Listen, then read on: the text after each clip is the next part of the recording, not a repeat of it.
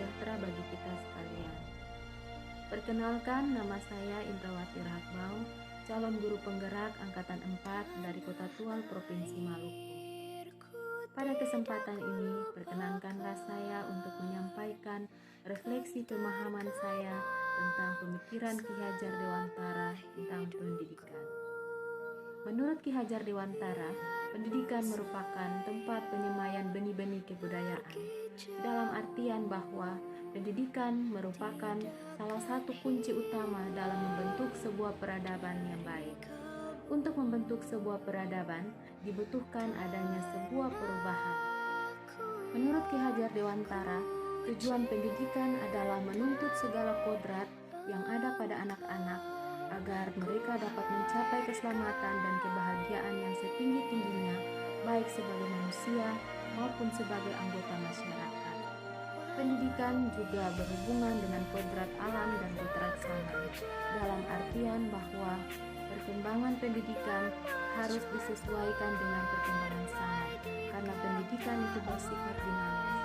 Kondisi suatu daerah atau lingkungan dan budaya setempat sangat berpengaruh bagi perkembangan mental dan karakter anak.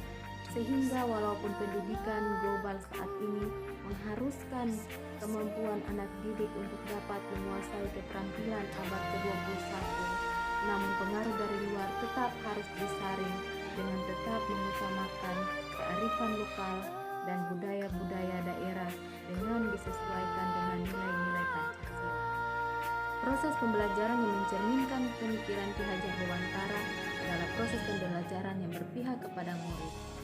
Pada hakikatnya, setiap anak dilahirkan dengan karakter, sikap, minat, bakat, kepribadian, dan juga potensi yang unik dan berbeda-beda. Sehingga kita sebagai seorang pendidik harus dapat menerima dan menghargai keberagaman dan perbedaan yang ada pada setiap anak didik kita.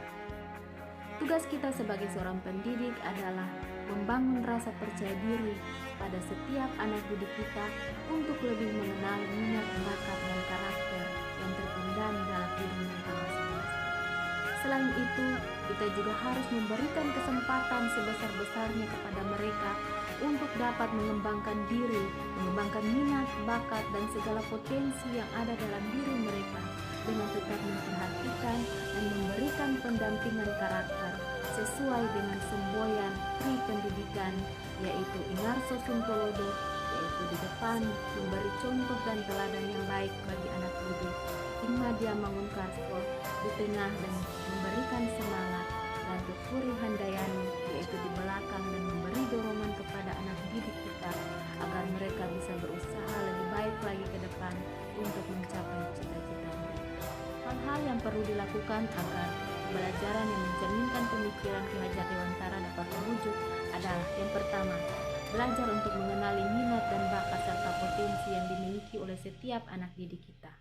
Yang kedua, belajar untuk merancang pembelajaran yang berpusat kepada murid, dalam artian bahwa setiap kegiatan yang kita lakukan dalam pembelajaran, baik pemilihan metode maupun media pembelajaran, harus senantiasa disesuaikan dengan kemampuan dan karakteristik murid.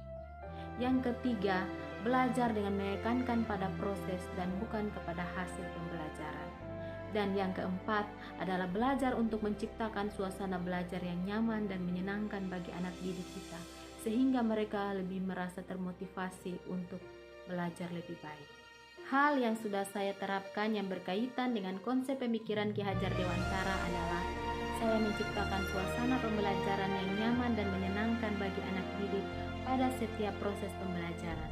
Selain itu, saya juga mengelompokkan anak didik berdasarkan minat dan bakat yang dimiliki masing-masing sebagai bahan pertimbangan bagi saya untuk menentukan tugas-tugas mereka ke depannya.